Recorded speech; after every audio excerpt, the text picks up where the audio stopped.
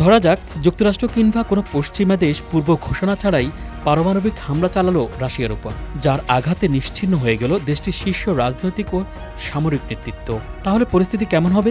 Russia কি এই হামলার প্রতিশোধ দিতে পারবে? আপনি যদি তেমনটা ভেবে থাকেন তাহলে ভুল করছেন, কারণ রাশিয়া আগেই প্রস্তুত করে রেখেছে এমন এক ভয়ঙ্কর প্রতিশোধ ব্যবস্থা যা শীর্ষ নেতৃত্ব ধ্বংস হয়ে গেলেও নিজে থেকেই চালিয়ে দেবে পারমাণবিক পাল্টা হামলা। এই স্বয়ংক্রিয় ব্যবস্থা ডেড হ্যান্ড নামে পরিচিত। এটি রাশিয়ার অত্যন্ত গোপন এবং ভয়ঙ্কর পারমাণবিক অস্ত্র নিয়ন্ত্রণ ব্যবস্থা, যার একমাত্র উদ্দেশ্য দেশ ধ্বংস হয়ে গেলেও প্রতিশোধ নিশ্চিত করা। ডেড হ্যান্ড প্রযুক্তিতে এমন সব সেন্সর বসানো রয়েছে যা ভূমিকম্প, আলো, তেজস্ক্রিয়তা ও বাতাসের চাপ পরিমাপ করে বুঝে নিতে পারে পারমাণবিক হামলার লক্ষণ। অর্থাৎ রাশিয়ার শীর্ষ নেতৃত্বের প্রত্যেকেই যদি নিহত হন, তবুও এই সেন্সরগুলো পারমাণবিক বিস্ফোরণ শনাক্ত করে স্বয়ংক্রিয়ভাবে আন্তঃমহাদেশীয় ব্যালিস্টিক মিসাইল ছোড়ার প্রক্রিয়া শুরু করে দিতে পারে।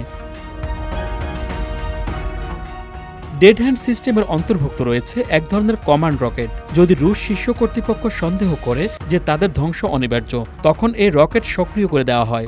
এটি আকাশে উড়ে গিয়ে সিগন্যাল পাঠায় সারা দেশের ক্ষেপণাস্ত্র ঘাঁটিতে, যেখান থেকে একের পর এক পারমাণবিক হামলা ছড়িয়ে দিতে পারে রাশিয়া।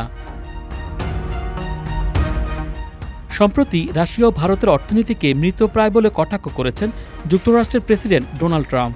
সামাজিক যোগাযোগ মাধ্যম ট্রুথ সোশ্যালে তিনি লিখেন, ভারত এবং রাশিয়ার মধ্যে কি বোঝাপড়া হয়েছে তা নিয়ে তিনি চিন্তিত নন। দুই দেশ একসঙ্গে মিলে তাদের মৃত অর্থনীতিকে ডোবাতে পারে।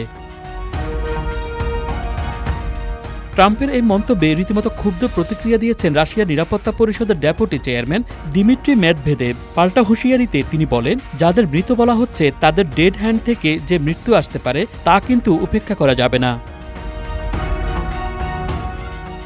এই হুমকির পর যুক্তরাষ্ট্র আর বসে থাকেনি। পরদিনই তারা রাশিয়ার সীমানার কাছে মোতায়েন করেছে পারমাণবিক ক্ষমতা সম্পন্ন সাবমেরিন। পাল্টা জবাবে বেলারুশ ইউক্রেন সীমান্তে মোতায়েন করেছে একটি রকেট আর্টিলারি ব্রিগেড। পাশাপাশি একটি বিশেষ এয়ার ডিফেন্স ব্রিগেড গঠনের সিদ্ধান্ত নিয়েছে দেশটি।